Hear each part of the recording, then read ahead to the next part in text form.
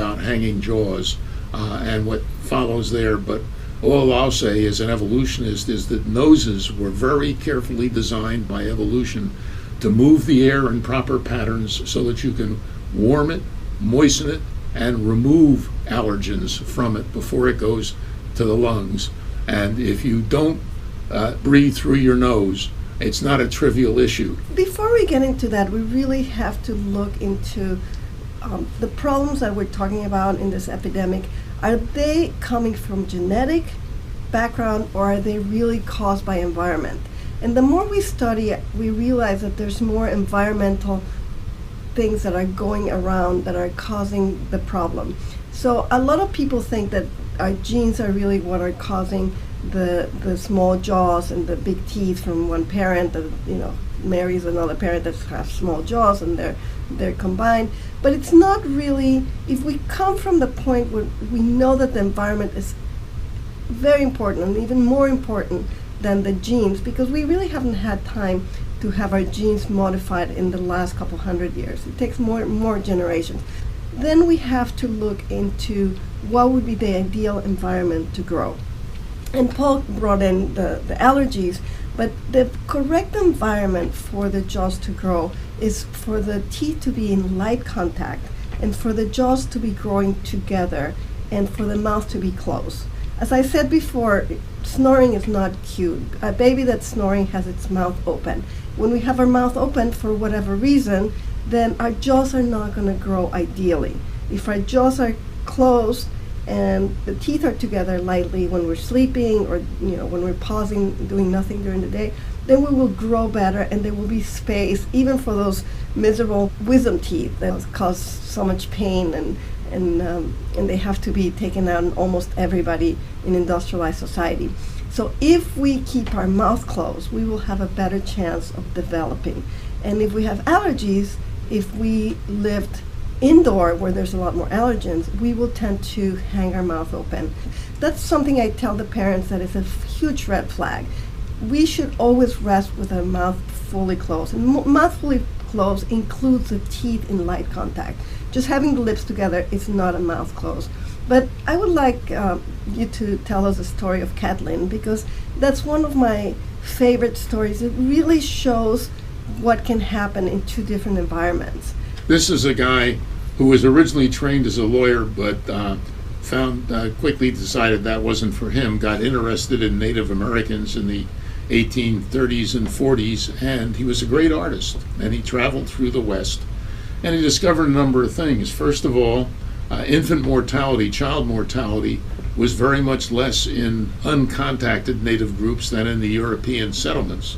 And he found that out simply by going to Indian cemeteries and seeing how many skeletons there were of various ages. And then he noticed that the Native Americans called us not just pale faces, but also black mouths, because we always had our mouths hanging open. And he noticed that Native American women, when they nursed their babies, when they were finished nursing, they gently pressed the baby's lips together to train it to keep its mouth shut.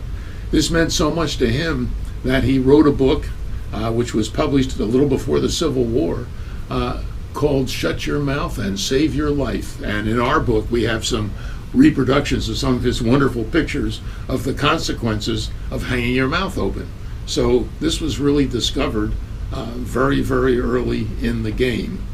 And it's been backed by some hideous experiments that neither Sandra or I would ever justify today. But they took some rhesus monkeys and plugged their noses and found out if you plug the nose on a rhesus monkey, the development of the jaw goes right to hell. It becomes much narrower and smaller. And then the whole architecture of the jaw changed. And the jaws became very narrow, very deep, and the teeth started to get all messed up. So we've seen that if you change the environment very quickly, we end up with all these problems. It's an inconvenience thing to have teeth be crooked, and we can go to an orthodontist now. It's very affordable, and we can have that fixed. But the underlying problems that accompany the fact that the teeth are not straight, if the jaws are too little, we can develop this thing called obstructive sleep apnea. And that's a very, very sad thing. It's a very difficult condition to live with, and it does cause misery on the people that suffer it. And now we have children that suffer this, and the doctors don't have a lot of tools. They don't have a lot of answers for children that have this problem. Sometimes we take the adenoids out, and we've already looked at the research, and we know that the adenoids and the tonsils are secondary, and because the nose is not filtering properly, then the adenoids start filtering and they get big.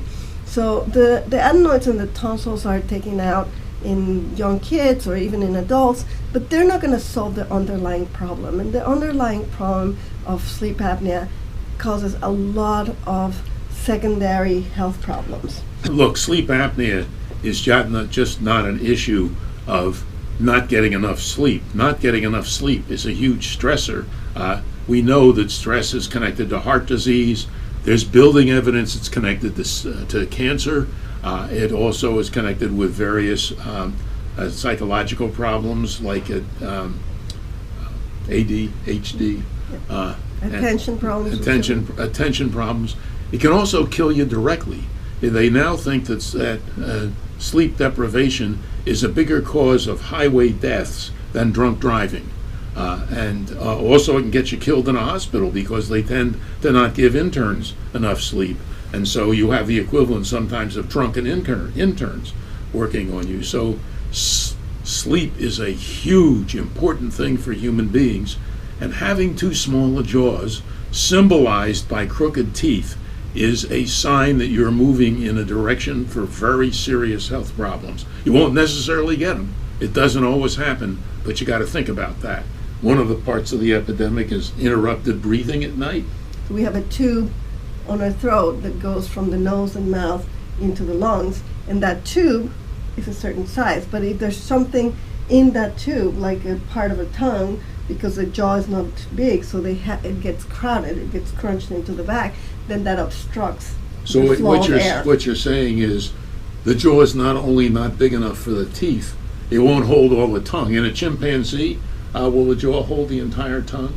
Yeah, chimpanzees have a different airway. The human airway, because we evolved and we developed speech, our airway changed from being a slanted airway where the tongue is really far away from that tube to actually being more straight.